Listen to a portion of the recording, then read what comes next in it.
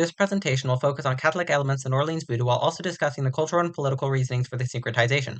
New Orleans voodoo is practiced in the greater New Orleans area and pockets around rural Louisiana. New Orleans voodoo draws from West African indigenous tradition from the Yoruba culture, as well as elements of Roman Catholicism and the French tradition. The French colonists came mostly from the Atlantic coast of France, while the African slaves came from what is now Benin and later from Haiti. When the Africans were brought over to the New World to be enslaved, the French monarchy enacted the Code Noir, requiring that all slaves to be baptized and taught in the Roman Catholic Church, that the slave masters must be Catholic to buy new slaves, and that slaves must be allowed to partake in the Sabbath. The Africans managed to keep a hold of their traditions, with the early forms of New Orleans voodoo being created by slaves overlaying personal traditions onto Catholic iconography and participating in rituals during Sabbath rest, usually disguised as dance. During the years surrounding the Haitian Revolution, New Orleans received many refugees, which brought over more organized Haitian voodoo. This led to a revival in using the Yoruba names for Loa, which at this point is thought to have been mostly gone in New Orleans. They also brought a more centralized practice, shifting it from being familial traditions. Despite the name changes, New Orleans voodooists still acknowledge the Loa as spirits on par with saints rather than separate gods. Contributing as well to the development of New Orleans voodoo would be the removal of the Code Noir and the enactment of a more relaxed Spanish slave law, because at this point Louisiana was governed by Spain. In 1803, the French gained back Louisiana, quickly selling it to the U.S. while also reenacting the Code Noir. The U.S. kept that in a modified secular form, later adding in 1813, driven by fear of slave rebellion, the ability for slaves to host public gatherings and sales on Sundays, as long as it was within the Congo Square. This allowed for a more open and formal practice of voodoo to develop. The main characteristics of New Orleans voodoo is a merging of African traditional religion and Roman Catholicism. New Orleans voodoo only recognizes one supreme god that does not regularly interact with the world, and many spirits that act as intermediaries to enlist help from God. This correlated with the idea of the saints that act as guides to help in the process of praying to God, with the similarity leading to some Loa merging completely with saint. God in voodoo reflects the African tradition of the creator god being largely irresponsive of troubles outside of heaven unless explicitly asked. To ask for help from God, rituals are performed to enlist a Loa or saint to gain his help.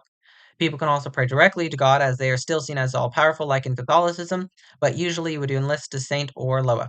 Some people use the name Bon Dieu to refer to God, but more often they just acknowledge them as the Abrahamic God. The meaning of the cross is very different from its Catholic counterpart, with it being a representation of the crossroads between this world and the world of the spirits versus a representation of the sacrifice made by Jesus. In New Orleans voodoo, one of the most important Loa is Papa Legba, represented by St. Peter. This differs from other Afro-American traditions, which would use St. Lazarus. Papa Legba is represented by St. Peter, as he is the guardian of the crossroads between the spirit world and this world, while Peter is the holder of the keys to heaven. Bambala would be another major Loa of New Orleans. He is the Loa associated with the sky, life, and fertility, and is represented through the use of a snake in many rituals, as well as St. Patrick. The association with St. Patrick is because of his relation to the serpents of Ireland. The biggest holiday for New Orleans voodoo is St. John's Eve, or the eve of the feast of St. John the Baptist. It aligns with the summer solstice, which is a time of ritual purification and renewal. Many rites are performed on this day, like attending Mass and a ritual washing similar to baptism, which purifies you for what's to come.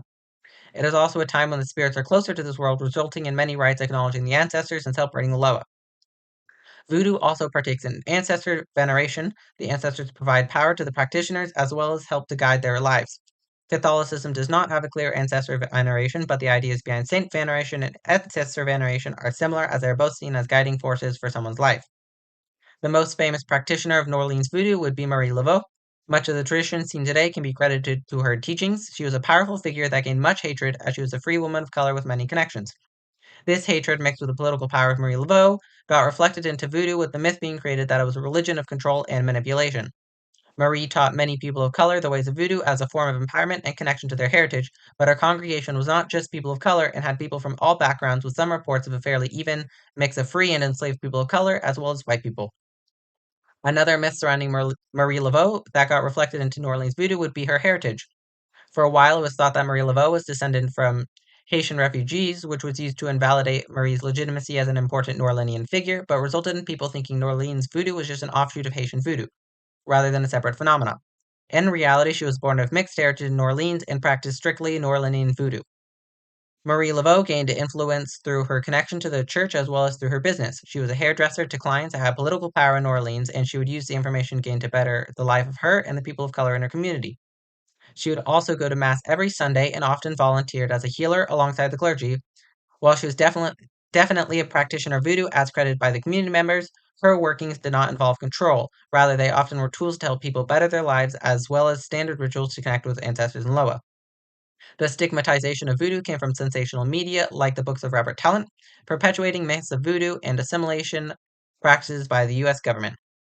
Louisiana was a French Catholic territory that had a strong opposing culture to the Anglo-Protestant ideals of the U.S. This led to the denouncement of all forms of Catholic and French culture, as well as the removal of much of the tolerance for free people of color. The resulting stigma brought voodoo back into the realm of personal religion and effectively killed the organized practice in public. Since it was also heavily integrated in Catholicism, the practitioners were not just disliked for being voodooists, but also being Catholic. This led many to convert to Protestant Christianity, which denounced voodoo as witchcraft. During the period of segregation, the U.S. also established a ban on all forms of public gatherings for people of color, leading to the breakup of rituals, often resulting in beatings. As a result, most practitioners turned to hoodoo, which is a more physical form that can be done at home and sold to others. The U.S. responded by considering hoodoo as fraud, banning all forms of sale for both people of color and white people. White people, though, ended up taking over the practice of hoodoo as they could get away with selling it easier, furthering its perceived illegitimacy by turning it into a tourist trap. In the mid to late 1900s, a resurgence in voodoo appeared with the civil rights movement and waves of new Haitian immigrants fleeing political and environmental strife. This brought voodoo back into the public, although in a new form reflective of the Haitian practice than the unique form of voodoo developed in New Orleans. Most New Orleans voodooists still practice in hiding because of historic and continuing stigmatization, with the unique practice of New Orleans being slowly brought into public as the stigma fades. The Catholic priests in New Orleans have mixed opinions on the relationship between voodoo and the church, with some considering it witchcraft and others welcoming the rituals and the church. In 1992, Pope John Paul II wrote about how traditional African religion should be embraced because of similar values while still considering it separate. This helped bring some of the voodooists out of hiding. Another interesting thing that occurred during the U.S. assimilation was another syncretization incorporating various Protestant ideas as well as voodoo and Catholicism. This would become the spiritualist church, which is still popular for New Orleans people of color today.